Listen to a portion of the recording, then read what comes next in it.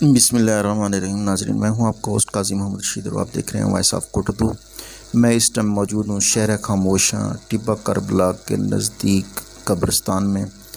یہاں پر 10 محرم الحرام کو لوگ اپنے پیاروں کی قبروں پہ آتے ہیں، اور جیسے ہی محرم کا مہینہ شروع ہوتا ہے قبروں کی لپائی اور جو قبریں ٹوٹی پھوٹی ہوتی ہیں ان کی مرمت کی جاتی ہے۔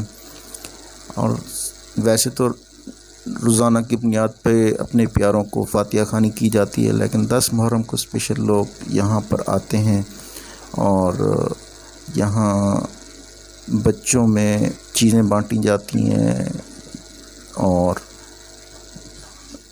پانی کی سبیلیں بھی لگائی جاتی ہیں مختلف مقامات پر۔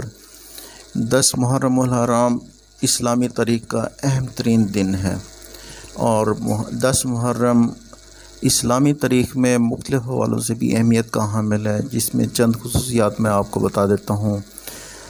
حضرت آدم علیہ السلام کی توبہ قبول ہوئی تھی۔ حضرت ادریس علیہ السلام کو درجات عالیہ نصیب ہوئے۔ حضرت نوح علیہ السلام کی کشتی جو دی پہاڑ پر اتری۔ حضرت ابراہیم علیہ السلام کو خلیل کا منصب عطا ہوا۔ حضرت یوسف علیہ السلام کو جیل سے رہائی نصیب ہوئی۔ حضرت یعقوب علیہ السلام کی بینائی لوٹائی گئی۔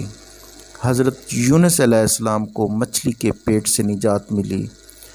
حضرت یونس علیہ السلام کی قوم کی توبہ قبول ہوئی۔ حضرت موسیٰ علیہ السلام کی قوم کو فرعون سے نجات ملی۔ حضرت عیسیٰ علیہ السلام کو زندہ آسمان پر اٹھایا گیا۔ حضرت امام حسین رضی اللہ عنہ کو شہادت نصیب ہوئی۔ زمانہ جاہلیت میں اہل مکہ خانہ کعبہ پر غلاف چڑھایا کرتے تھے، اور اس تاریخ کو قیامت قائم ہوگی۔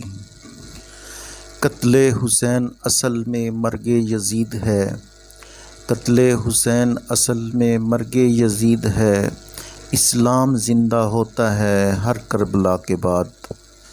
کربلا کے انتظار کی شدت نہ پوچھیے، کربلا کے انتظار کی شدت نہ پوچھیے، اڑ اڑ کے خاک تکتی تھی رستہ حسین کا۔